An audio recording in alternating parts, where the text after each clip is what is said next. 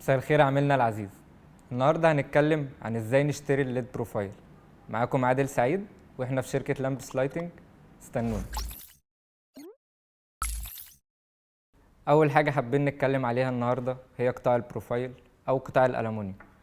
في مصابيح عندنا بنوفر لك كل المقاسات من اول مقاس ال7 مللي، وده جديد واكسكلوزيف عندنا احنا بس، ان هو يكون 7 مللي بس عرضه معانا، لحد مقاس ال 12 سنتي.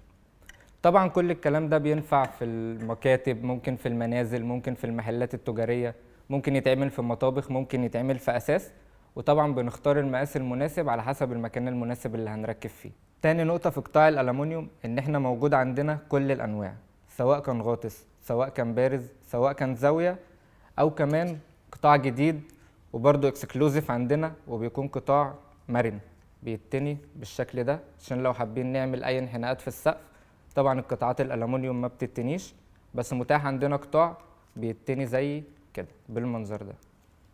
تالت نقطة حابين نتكلم عنها في الليد بروفايل هي السمك بتاع قطاع الألمونيوم. السمك نفسه احنا بنقدم لك سمك بيكون ملي أو ملي ونص. ده بيفيد حضرتك في ان التبريد بتاع الليد بيكون مناسب جدا، لان طبعا زي ما احنا عارفين الليد بيبقى مقفول جوه القطاع. كل ما اشتغل على فترات طويلة كل ما سخونيته بيزيد. كل ما كان سمك القطاع ملي، ملي ونص، تبتدي السخونية دي تروح، لان القطاع بيساعد على التبريد. لو اقل او قطاعات اخف طبعا الكلام ده كله مش هيساعد والقطاع هيسخن، ممكن بعد فترة يتعوج، ممكن يبقى فيه انحناءات وشكله في الاخر مش هيبقى لطيف.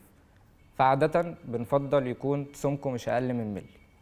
رابع حاجة حابين نتكلم عنها في قطاع البروفايل هي القطعة البيضاء اللي هنا دي عادة ما بتكون موجودة بلاستيك أو أكليريك.